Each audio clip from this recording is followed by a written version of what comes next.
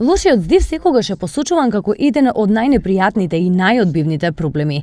Тој предизвикува срам, вознемиреност и дискомфорт при воспоставување на близок контакт. За жал, лошиот здив е многу чест проблем со кој сите си имаат соочено во одреден период од животот. Добрата вест е што за него постојат едноставни решенија.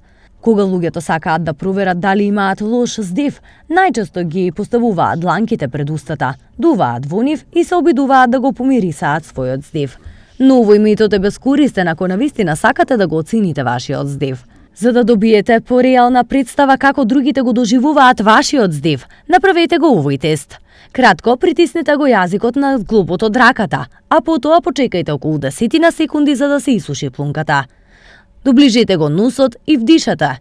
Доколку не ви мириса убаво, тогаш побарајте начин да си ја освежите устата. Утврдивте дека имате миризлив проблем. Не се загрижувајте затоа што постојат многу едноставни начини за да ја освежите вашата уста и да го отстраните лошиот здив.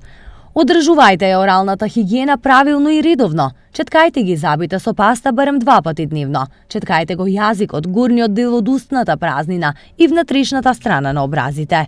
Користете забен конец, менувајте ја читката за забина секои 3-4 месеци и редовно посетувајте стоматолог.